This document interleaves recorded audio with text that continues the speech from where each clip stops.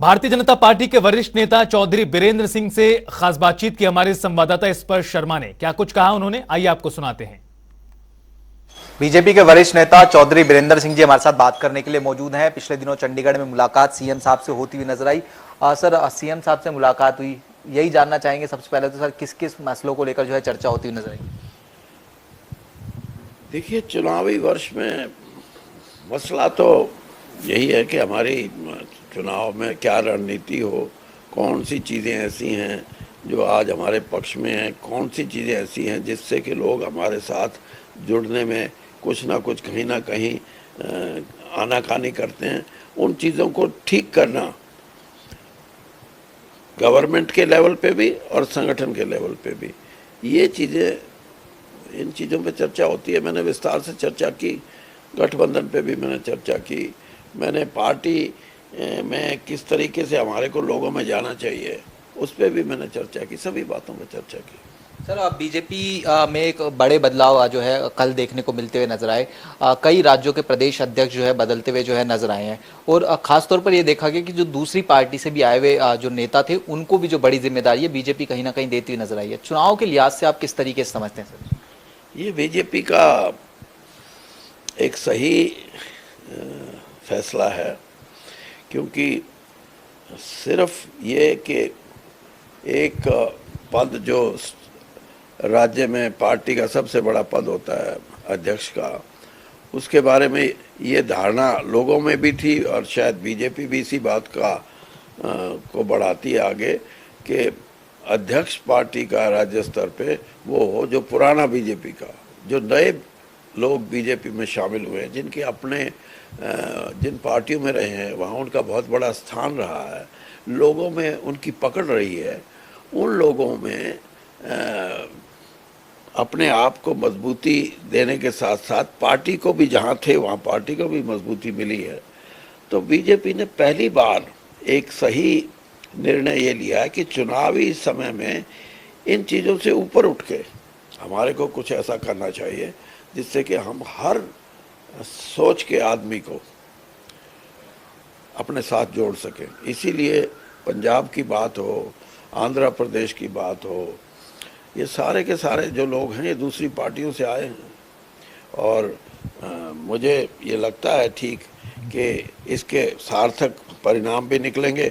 और ये भी बात सही है कि ये ऐसे राज्य हैं जहाँ बीजेपी बहुत कमज़ोर है। बीजेपी अपने आप को मजबूत करने में सिर्फ किसी को अपनी पार्टी में शामिल करके ये दिखाना कि वो भी आ गया, वो भी आ गया, वो इतना ज़रूरी नहीं जितना उस आदमी का फ़ायदा पार्टी में कैसे लिया जाए। और ये सबसे बड़ी जिम्मेदारी है कि आप बाहर से आए हैं, आपको अध्यक्ष बनाया है, अब करके दिखाइए, हमारी पार्टी में और लोगों को भी जोड़िए। और ये अच्छा उन्होंने फैसला लिया। बीजेपी कहीं ना कहीं बदलाव जो है करती नजर आ रही है, लेकिन कांग्रेस को सर किस तरीके से देख रहे हैं? हरियाणा कांग्रेस की हम खास तौर पर बात करें, कल रणदीप सुरजेवाला, किरण चौधरी और कुमारी शैलजा जो है चंडीगढ़ में प्रेस कॉन्फ्रेंस करती हुई नजर आती है।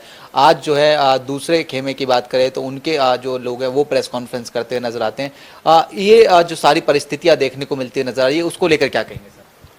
सीधी बात है, कल उन्होंने प्रेस कॉन्फ्रेंस की, 3 लोग बैठे जिनके नाम आपने लिए, उनको ये भी चाहिए था कि भूपेंद्र सिंह हुड्डा को भी कहें कि भाई आप भी हमारे साथ आओ। लोगों में एक मैसेज जाए कि अब हमारा बटा हुआ हाउस नहीं है, हम सब मिलके चुनाव लड़ेंगे और ताकत से लड़ेंगे। लेकिन आज जो दूसरी प्रेस कॉन्फ्रेंस है उसमें अपने एमएलए को प्रेजेंट करना, खुद पार्टी अध्यक्ष, खुद, ये जो चीज़ें हैं, ये इसका मतलब ये है कि लड़ाई खेमों में बटी हुई है। और ये लड़ाई किसी भी पार्टी के लिए, खास तौर पे कांग्रेस के लिए, हरियाणा में अच्छे परिणाम नहीं दे सकती कांग्रेस, और बीजेपी का मुकाबला नहीं कर सकती अगर इसी तरह उनका आचरण रहा तो। सर, एक अंतिम प्रश्न जननायक जनता पार्टी को लेकर लूंगा। गठबंधन चूंकि हरियाणा में सरकार के साथ में है, लेकिन जिस तरीके से हरियाणा के साथ साथ अब राजस्थान में भी रैली की तैयारी वो करते हुए नजर आ रहे हैं, आप इतने सीनियर नेता सर किस तरीके से? राजस्थान में शुरू से अगर आप देखें तो कभी भी जो सत्ता संघर्ष है या पॉलिटिकल जो पार्टीज हैं जिनका वहाँ स्थान है, वो बीजेपी और कांग्रेस ही है। ये ऐसी ऐसी पार्टियां बहुत आई भी हैं, उनको कोई ज़्यादा सफलता मिलती नहीं।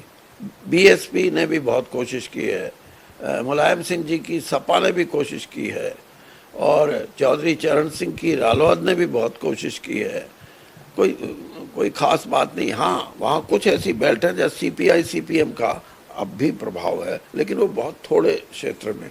तो मुझे नहीं लगता राजस्थान में इनको कोई बड़ी कामयाबी कहीं मिल सकती है।